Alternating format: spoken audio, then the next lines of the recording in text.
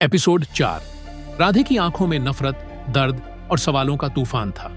सपना और उसके साथियों की साजिश का पर्दाफाश करने के लिए उसने खुद को पूरी तरह बदल लिया था। यह अब सिर्फ एक टूटा हुआ दिल नहीं था, यह एक ऐसे इंसान की जंग थी जिसे हर हाल में सच तक पहुंचना था।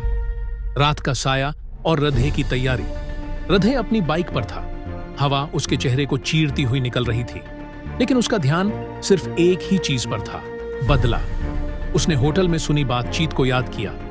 रधे अभी भी जिंदा है। ये शब्द उसके दिमाग में हथौड़े की तरह बज रहे थे। उसकी आंखों में चमक थी, पर वो डर नहीं था, बल्कि एक ऐसी आग थी जो किसी को भी जलाकर राख कर सकती थी। रधे ने अपने फोन में रिकॉर्डिंग सुनी। वही आवाज, वही साजिश। अब उसे इस खेल के असली मास्टरमाइंड तक पहुंचना था, लेकिन अकेले नहीं। ये लड़ाई अकेले नहीं लड़ी जा सकती थी, उसे एक साथी चाहिए था। पुराना दोस्त, नई जंग। राधे ने अपने बचपन के दोस्त एरियन को फोन लगाया। मुझे तेरी मदद चाहिए, तुरंत मिल।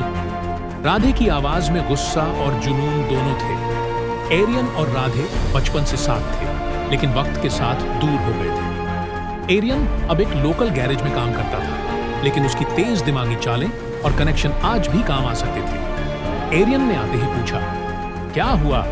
कौन फंसा तुझे?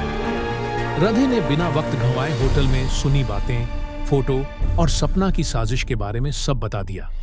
एरियन ने गहरी सांस ली, फिर बोला, तो खेल इतना बड़ा है और तू अकेले लड़ने निकला है? रधे ने सिर्फ इतना कहा, यह सिर्फ मेरी नहीं, मेरे टूटे हुए भरोसे की लड़ाई भी है। एरियन ने मुस्कुराकर कहा, फिर तो हम मिलकर लड़ेंगे। साजिश का पहला वार एरियन की मदद से राधे ने सपना के घर पर निगरानी रखनी शुरू कर दी। 2 रातें बीत गईं, लेकिन कुछ खास नहीं दिखा। तीसरी रात कुछ अजीब हुआ। एक काली एसयूवी सपना के घर के बाहर आकर रुकी।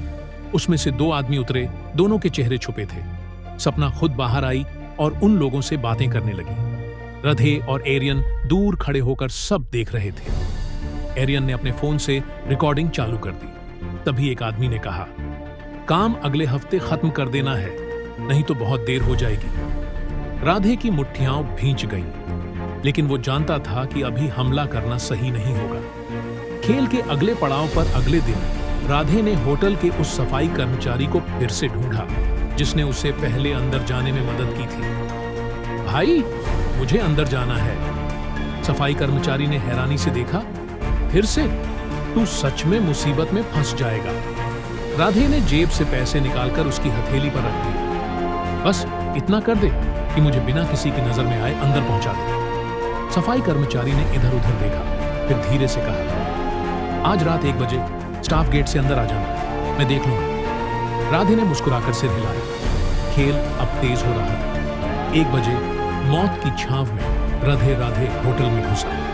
एरियन बाहर निगरानी रख रहा था। राधे सीधा 205 नंबर के कमरे की तरफ बढ़ा। दरवाजा अंदर से बंद था, लेकिन उसकी किस्मत अच्छी थी। अंदर से किसी की आवाज आ रही थी, हमें राधे को खत्म करना होगा, वरना सारा प्लान चौपट हो जाएगा। राधे का खून खौल उठा। उसने मोबाइल निकालकर रिकॉर्डिंग चालू कर दी। अचानक दरवाजा खुला और सपना बाहर निकली।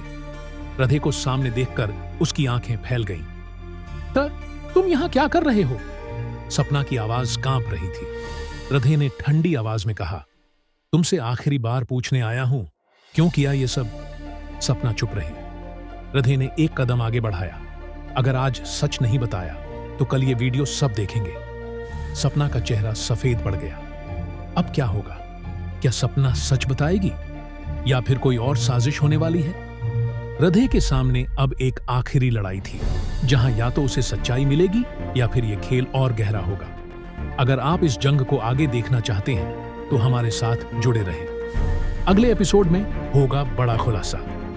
लाइक करें, शेयर करें और चैनल को सब्सक्राइब करें, ताकि कोई अपडेट मिस न हो।